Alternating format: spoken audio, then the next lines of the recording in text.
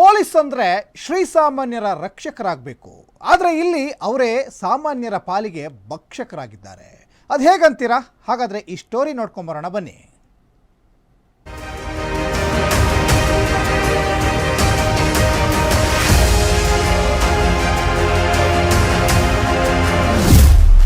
ಪೊಲೀಸರ ದರ್ಪಕ್ಕೆ ಹಾಕುವುದ್ಯಾರು ಕಡಿವಾಣ? ಬಡ ಯುವಕನ ಮೇಲೆ ಇದೆಂತ ದೌರ್ಜನ್ಯ?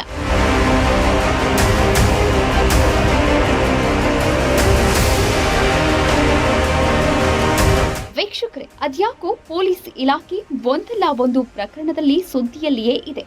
ಈಗಷ್ಟೇ ದರ್ಶನ್ಗೆ ವಿವಿಐಪಿ ಟ್ರೀಟ್ಮೆಂಟ್ ಕೊಟ್ಟಿದ್ದಕ್ಕೆ 9 ಮಂದಿ ಪೊಲೀಸರು ಸಸ್ಪೆಂಡ್ ಆಗಿ ಸುದ್ದಿಯಾಗಿದ್ರು. ಆದ್ರೀಗ ಮತ್ತೆ ರಾಜ್ಯದ ಪೊಲೀಸ್ ಇಲಾಖೆಗೆ ಮತ್ತೆ ಮುಜುಗರ ತರುವಂತಹ ಪ್ರಕರಣವೊಂದು ಬೆಳಗಾವಿ ಜಿಲ್ಲೆಯಲ್ಲಿ ನಡೆದಿದೆ. ಇಷ್ಟಕ್ಕೂ ಅದೇನು ಅಂತೀರಾ? ಬಡ ಯುವಕನ ಮೇಲೆ ಯಮಕನ ಮರಡಿ ಪೊಲೀಸರು ವಿನಾಕಾರಣ ದೌರ್ಜನ್ಯ ಎಸಗುತ್ತಿದ್ದಾರೆ.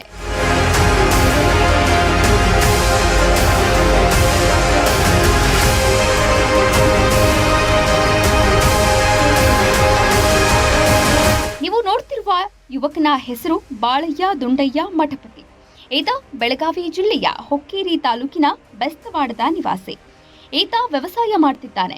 ಆದ್ರೆ ಈತನ ಮಾವ ಕಾಡಯ್ಯ ಪೂಜಾರಿ ಒಬ್ಬ ಕ್ರಿಮಿನಲ್. ಅಷ್ಟೇ ಅಲ್ಲ, ಈ ಕಾಡಯ್ಯನ ವಿರುದ್ಧ ಹಲವು ಕೇಸ್ಗಳಿವೆ. ಆ ಕೇಸ್ಗಳಲ್ಲಿ ಜೈಲಿಗೂ ಹೋಗಿ ಬಂದಿದ್ದಾನೆ ಈ ಕಾಡಯ್ಯ. ಆದ್ರೆ ಈ ಕಾಡಯ್ಯ ಜೈಲಿನಿಂದ ಬಂದ ಮೇಲೆ ಒಮ್ಮೆ ಸಂಬಂಧಿಕ ಅಂತ ಈ ಯುವಕ ಬಾಳಯ್ಯನ ಮನೆಗೆ ಬಂದು ಹೋಗಿದ್ದನಂತೆ.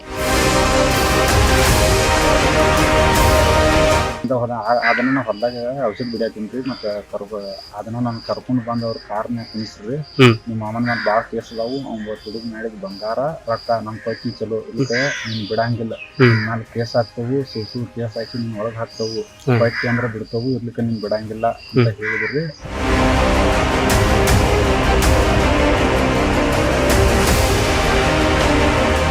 ಆದ್ರೀಗ ಅದನ್ನೇ ನೆಪವಾಗಿಟ್ಕೊಂಡು ಯಮಕನ ಮರಡಿ ಠಾಣೆಯ ಪಿಎಸ್ಐ ಮೋಹನ್ ಯಲಿಗಾರ, ಪ್ರವೀಣ್ ಕುಮಾರ್ ಕಿಲ್ಲದಾರ್ ಹಾಗೆ ಗೋವಿಂದ ನಾಗಣ್ಣನವರ್ ನಿರಂತರವಾಗಿ ಈ ಯುವಕ ಬಾಳಯ್ಯನಿಗೆ ಕಿರುಕುಳ ನೀಡುತ್ತಿದ್ದಾರಂತೆ. ಅಷ್ಟೇ ಅಲ್ಲ, ನೀನು ಚಿನ್ನ ಕೊಡು ಇಲ್ಲ ಹಣ ಕೊಡು, ಇಲ್ಲದೆ ಹೋದ್ರೆ ನಿನ್ನ ವಿರುದ್ಧ ಸುಳ್ಳು ಕೇಸ್ ಹಾಕುವುದಾಗಿ ಬೆದರಿಕೆ ಹಾಕ್ತಿದ್ದಾರಂತೆ.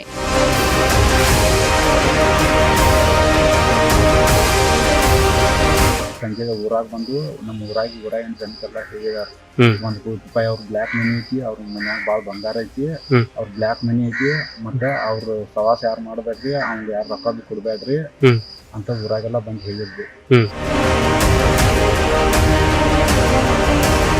ಇನ್ನು ಪೊಲೀಸರು ತನಗೆ ನೀಡುತ್ತಿರುವ ತೊಂದರೆಯ ಬಗ್ಗೆ ಸಂಬಂಧಪಟ್ಟಂತೆ ಈ ಯುವಕ ಜಿಲ್ಲಾ ಪೊಲೀಸ್ ಅಧಿಕಾರಿಗೆ ದೂರು ನೀಡಿದ್ದಾರೆ. ಅಲ್ಲದೆ ತನಗೆ ಏನಾದರೂ ತೊಂದರೆಯಾದ್ರೆ ಅದಕ್ಕೆ ಈ 3 ಜನ ಪೊಲೀಸರೇ ಕಾರಣ ಅಂತ ಆ ದೂರಿನಲ್ಲಿ ಯುವಕ ಉಲ್ಲೇಖ ಮಾಡಿದ್ದಾನೆ.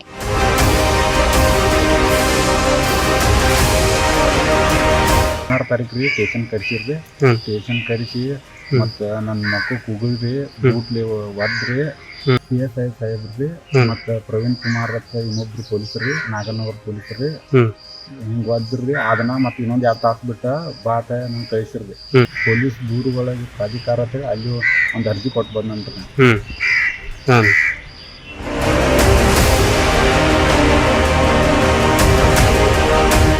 ಇನ್ನಾದರೂ ಜಿಲ್ಲಾ ಪೊಲೀಸ್ ವರಿಷ್ಠರು ಈ ಯುವಕನಿಗೆ ಪೊಲೀಸರಿಂದ ಆಗುತ್ತಿರುವ ಅನ್ಯಾಯಕ್ಕೆ ನ್ಯಾಯವನ್ನ ಕೊಡಿಸ್ತಾರಾ ಎನ್ನುವುದು ಕಾದು ನೋಡಬೇಕಷ್ಟೇ.